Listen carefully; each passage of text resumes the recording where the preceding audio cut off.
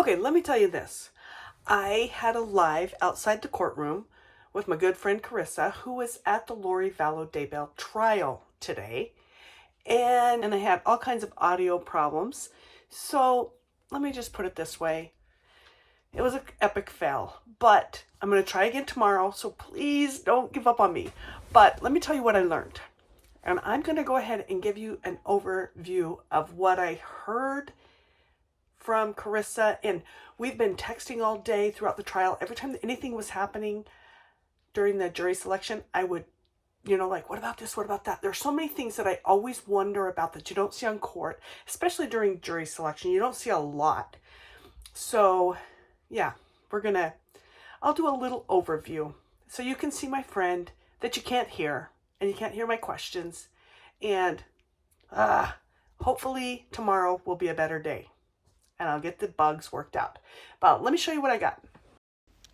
So my beautiful friend was literally walking out of the courtroom during the lunch break and immediately came and we started talking. She told me all the things. I asked all the questions and we had a wonderful inside scoop video. So here's what I know. The trial was interesting. There were not a lot of seats available for the public.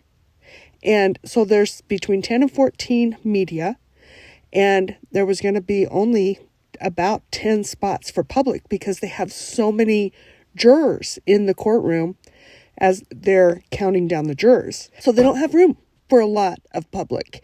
But she was number 15 in line and she was able to make it in. She actually sat next to Tosh, who was one of the jurors for Lori Vallow's trial for conspiracy to commit murder against Charles Vallow, who happens to be my personal favorite juror.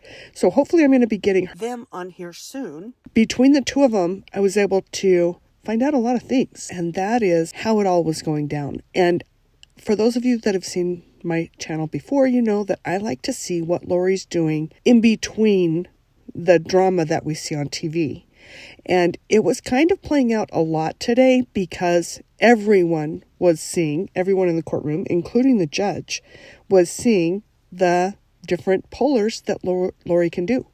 She did the baby talk. Now, granted, we don't get to see the video of them talking to the jurors.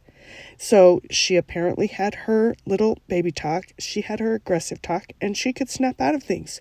But one of the biggest things that I found out, that's very interesting to me, is that Lori would not stand today. She was in a regular chair, not in a wheelchair. And according to the judge, the only diagnosis is a headache, but she still would not stand. So anytime you go in a courtroom, they say, all rise when the judge comes in. And they also say, all rise when the jury comes in. And unless you have a medical reason to not be able to rise, everyone always does. I've never seen it where someone just like, no, thank you. But that's what Lori chose to do. And it makes me wonder, what does she think is going to happen? She's already, there's no chance that she thinks she's going to earn any brownie points from the judge. So she could care less what the judge thinks of her. This is my opinion, of course. But yeah, she could care less. But apparently she could care less what the jurors think of her because she's not rising for them.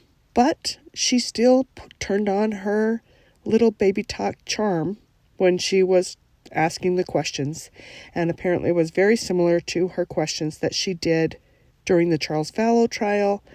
And as of now, the jury has been seated. Here's something that's interesting. While we were talking, there were potential jurors walking right by her.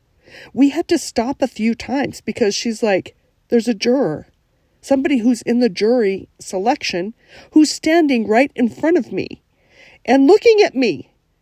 And I find this so odd because, again, in Idaho, we never saw the jurors. They were completely in a different hall, they went to lunch a different place. We never saw them.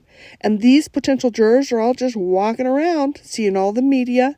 And how can they not be overhearing some of the things that are happening? I mean, this juror was standing right there by us while we are sitting there talking. Now, he can't hear my conversations. She's got earbuds in, but he could hear what she was saying. He didn't hear because she went quiet, but had she not, he would be able to hear. They are not sequestered or even in a different room before the trial starts. Yeah, that's an interesting thing.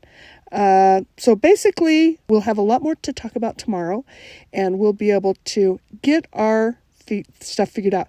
What's funny is while we are sitting there interviewing right here, people would come by and talk to her. Hey, how you doing?